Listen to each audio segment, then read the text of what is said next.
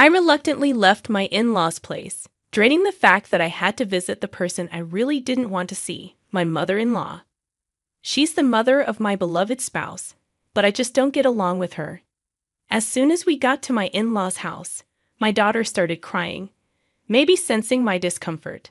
The more I tried to calm her down, the louder she wailed, almost as if she could feel my frustration.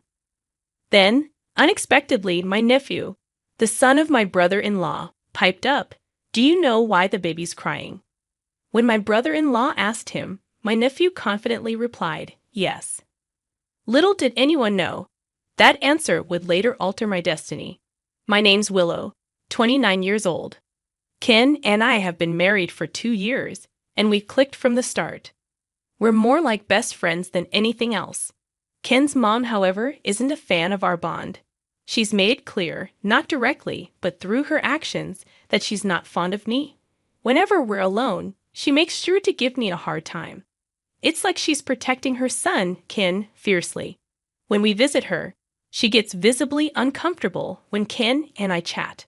But it's only when we're alone that she unloads her disapproval. She doesn't hold back, saying hurtful things about how I shouldn't be affectionate with Ken in her presence because I'm not family like she is. She goes as far as wishing Ken would divorce me. It's all so harsh that I'm left speechless every time. It's tough realizing my mother-in-law harbors such strong negative feelings toward me. I really want to build a good relationship with her, but this situation isn't helping.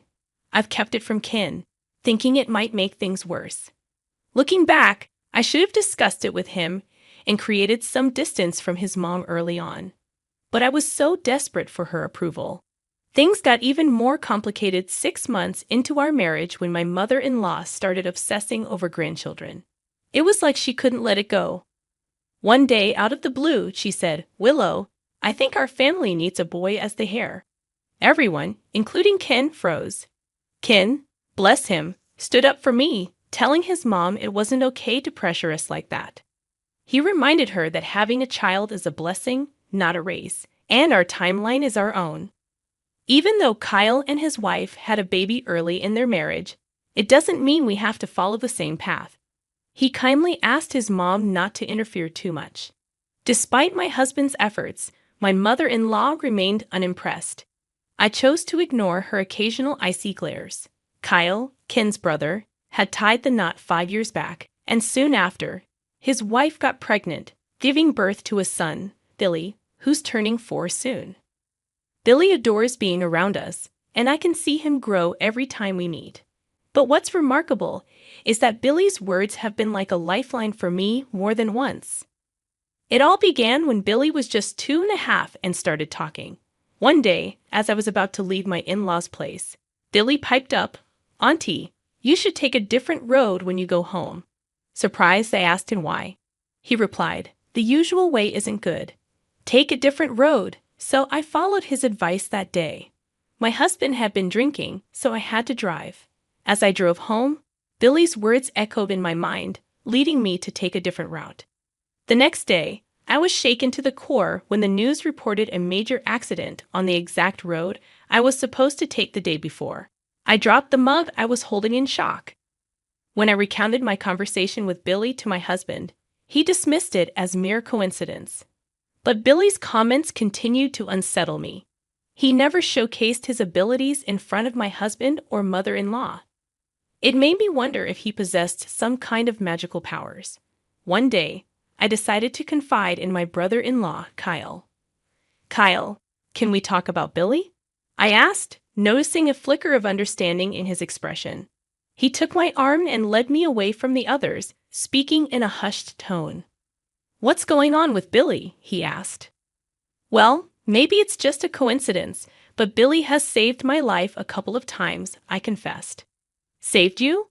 Kyle's eyebrows shot up in surprise. "Yeah, from accidents and other situations. I was thinking maybe Billy has some kind of special power," I explained. "I see. So you've noticed it too," Kyle nodded. "He usually only shows that side of him to me and my wife. But I guess he revealed it to you as well." As time passed, I learned that Billy had displayed his special abilities to my brother-in-law and his wife on several occasions.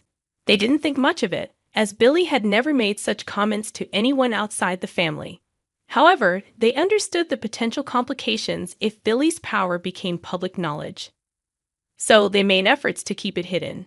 I couldn't shake off my curiosity about why Billy was revealing his power to me as well. It had been almost a year since I first discovered it. Recently, I found out that I was pregnant, but the morning sickness made it hard for me to visit my in-laws frequently. I heard that my brother-in-law and his wife were planning to visit, and while I was eager to see them, I also felt relieved that I wouldn't have to face my mother-in-law during the last trimester of my pregnancy. As my morning sickness settled down, my belly grew, making daily life a bit more challenging. Going on maternity leave should be a time of preparation and anticipation, but for me, it came with a barrage of calls from my mother-in-law. Every day, without fail, she'd ring me up, demanding to know if I was taking the supplements she sent. I was already taking folic acid, which I bought myself, but she insisted I switch to the expensive ones she recommended from a mail-order site. Her concern wasn't just about the supplements, it was about the gender of the baby. She made it clear that she expected a boy, considering me a failure as a wife for not delivering what she deemed a satisfactory child. Personally, I didn't care about the baby's gender. All I wanted was a healthy child. But my mother-in-law was fixated on having her way, right down to the gender. Dealing with her pressure was mentally exhausting. When I eventually told her the baby was a girl, she was furious. From then on, her harassment escalated.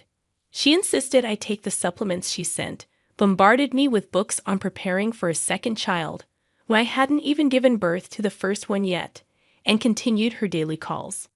Her words turned increasingly cruel, filled with heartless abuse.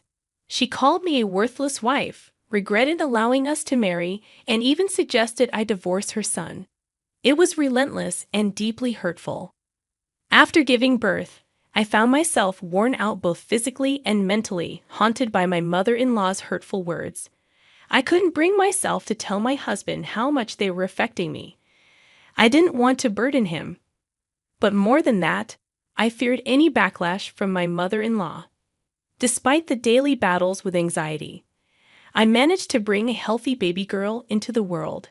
She was so precious that her presence overshadowed any negativity from my mother-in-law.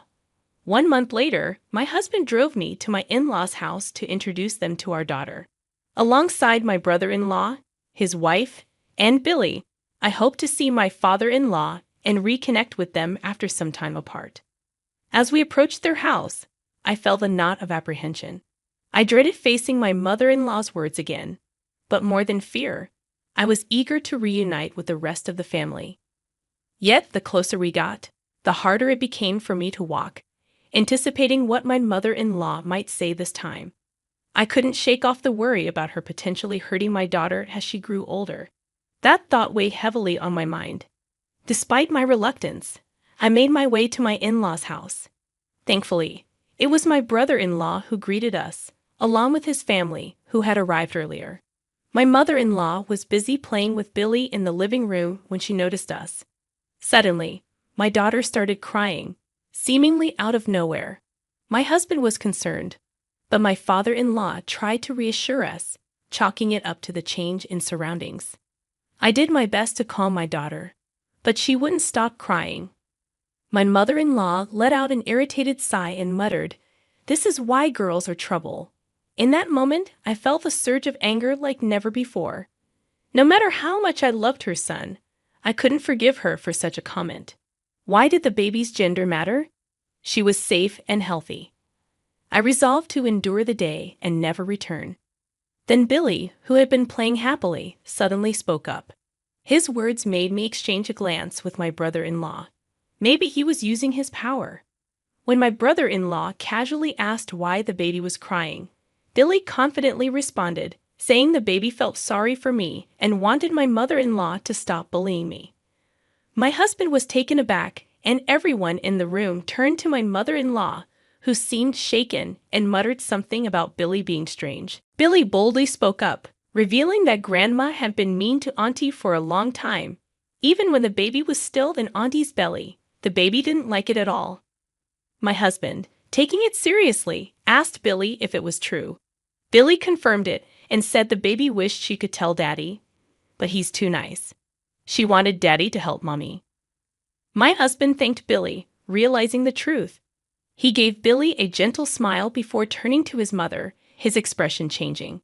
He didn't care about her excuses and confronted her, demanding the truth. She denied it, trying to make me cover for her. But in that moment, I remembered all the times she had treated me poorly. It was time to speak up.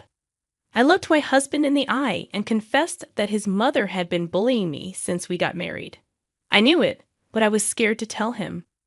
My husband hugged me and our daughter, then turned to his mother with a resolve I'd never seen before. He called her out for her behavior, saying he was disappointed and didn't even see her as a mother anymore. He demanded she stay out of our lives. His mother pleaded, but my husband didn't buy it. He saw through her excuses, knowing she bullied me because I took him from her and because our baby wasn't a boy.